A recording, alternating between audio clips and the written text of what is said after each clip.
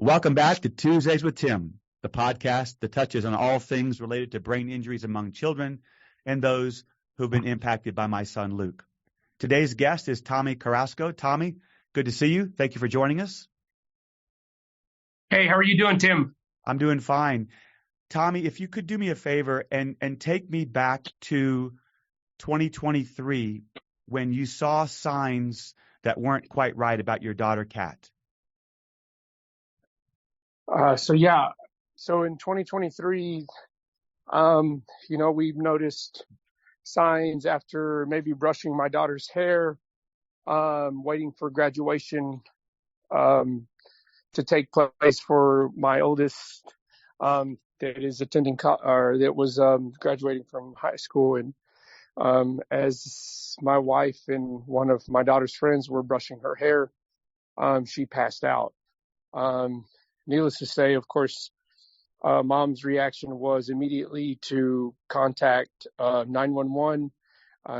We got her in the ambulance, took her straight to the hospital, and then they assessed and later on told us that they weren't really sure what the issues were from. They did mention, or maybe we thought because we are a family of girls and I'm a soccer coach for a girls soccer team, we had found out that there is a syndrome that girls have, that when you're brushing their hair, they sometimes will pass out. Well, we feel like this wasn't the case. And again, but they couldn't reassure us that there was a problem at that time, because they didn't get us a CAT scan or MRI. And Tommy, that took place when in 2023? I want to say in May was my daughter's graduation. Okay. So then after that happened, there were other signs as well. Right, correct. So fast forward to then going to school. We then learned that some of Kat's headaches. So the headaches and the vomiting that Kat was complaining of, which were things that we were trying to be mindful of, and trying to get to the doctor for, that we could not understand why there weren't other signs leading up to, there could potentially be a brain mass. But so just at school, the common headaches, or frequent headaches, and then the vomiting. I know I've talked to my wife, and she said that there was probably 26 visits to the nurse for Kat, that she had to go and try to figure out what the problem was with Kat. And so again, come to find out, nobody said anything about any potential brain mass. We later on, fast forward, going to school, day to day, we thought that there may have been a teacher that could potentially have made Kat not want to go to school, because at this point she was not wanting to go to school. So for Kat not wanting to go to school was kind of unusual. She really liked school. She, had amazing friends. It was a new school, so because we were at Cooper South, now we're at Cooper Central. But we just tried to figure out everything and anything leading up to why she was not wanting to be at school. Nevertheless, the consistent headaches, the consistent vomiting continued through from August on into November, Thanksgiving, December, Christmas, and then getting back to school in January. after a long soccer break and a long school break, we kind of poked at Kat's head about, is soccer overwhelming? You don't have to play. So a lot of things leading up to the day that we finally figured out there was a problem. And that day was? And that day was January 14th, if I'm not mistaken. It was a Friday. So again, prior to that Friday and prior to that day, we had also been to her pediatric nurse. We had been to UMC multiple times. The last time was probably a month and a half ago after doing some blood tests.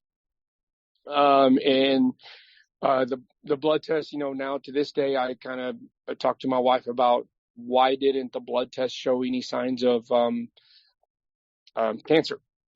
Did they even run the test for cancer?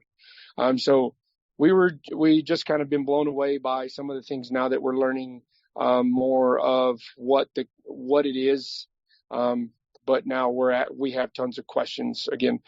So that day on Friday, my wife insisted when she went to the emergency room about 1:00 that they give her a CAT scan because 2 days prior, so it was probably a Wednesday, and then a Thursday when I noticed her eye deviate due to the pressure that the mass had put on her in her brain, on her eye, because it was a mass that was on the medial left part of the brain. It was the eye deviation that really scared me. And I was, at that point, I was like, all right, this is not real. I'm dreaming. I didn't want to be in that moment. After speaking to Kat that evening, when I noticed her eye deviate, I started talking to her again and noticed her eye deviate again, and it was just it was just unreal. I was so scared at that time, knowing that there was something wrong. But again, that was Thursday. Friday, she goes to school. She vomits one last time. Goes to the nurse. Nurse Caldwell notices her eye deviate after mom told her from the car, because mom on that day had COVID. So when Miss Caldwell noticed her eye deviate,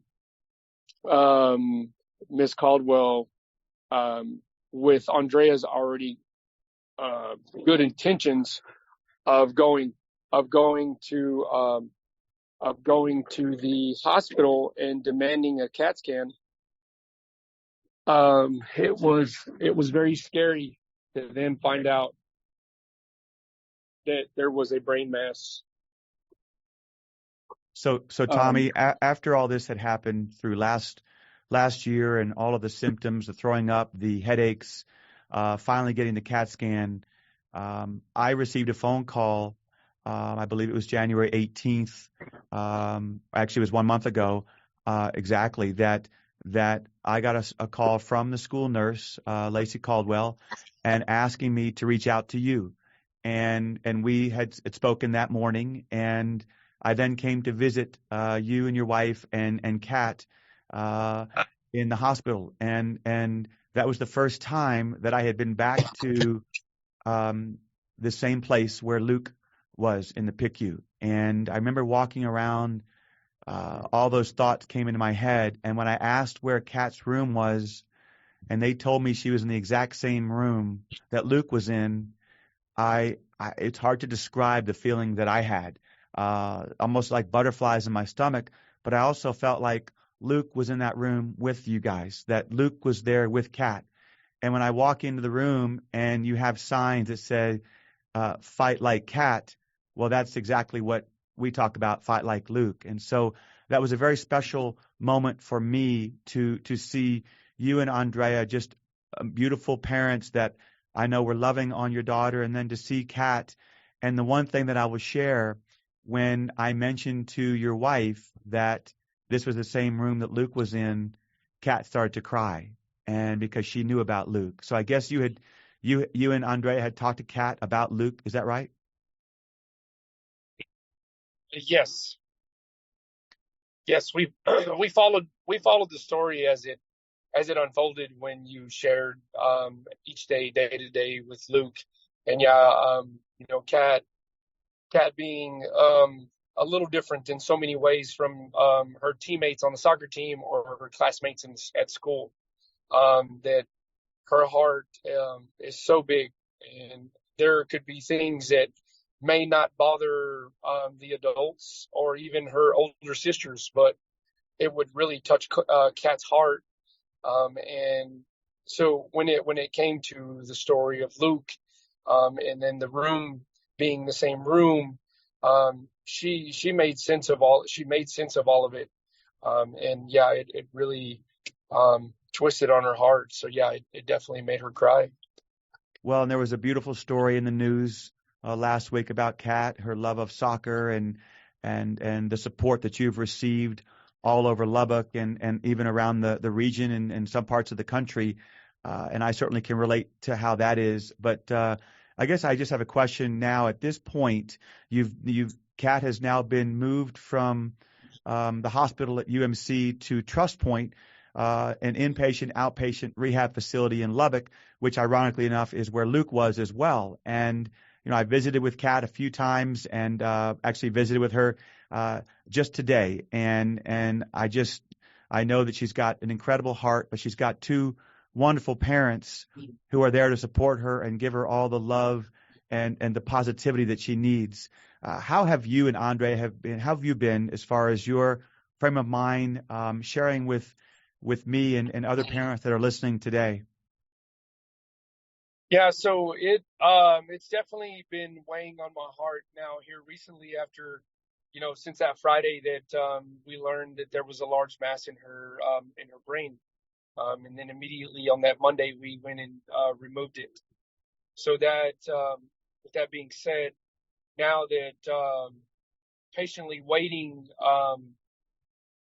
with hope and optimism of good results from pathology, we then learned just recently that the mass is malignant, and now that the road is going to become a lot more rough, not only just for mom, dad, but the family, sisters, but for Kat, and to be because we are parents in this time, because she's only 10, we are her voice, and it's hard to say, come in and give her medicine to remove the malignancy that could have potentially been left behind due to the mass being as large and in a dangerous place in her head. So the next steps are definitely not really something that we anticipated because of our hope and faith that it was going to be good results, and due to the progression of her physical therapy has been outstanding, that we get to go home possibly next week at the end of the week or in about a week and a half. So yeah, it's just not each day after now that we've learned that it's I've had more days where just feel like it's dark, very little light, just at times I want to just kind of just be alone and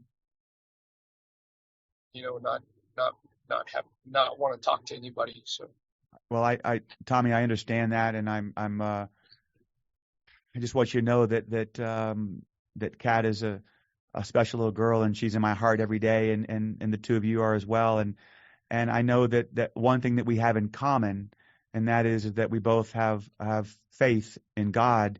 At the same time, we know that our faith has been tested. But I would imagine that you would be in a much darker place without your faith. yeah, absolutely. Yeah. The Bible verse that came up on my Bible app, I want to say it was that Saturday after Friday, we learned that she had a mass in her brain, that Isaiah 54:17, was one of the verses I read in the Bible that kind of had popped up. And so leaning on that,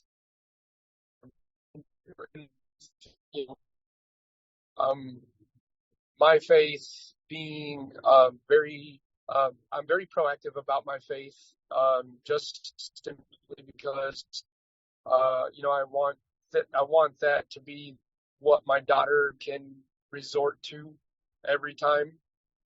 Nevertheless, in my soccer coaching, I do always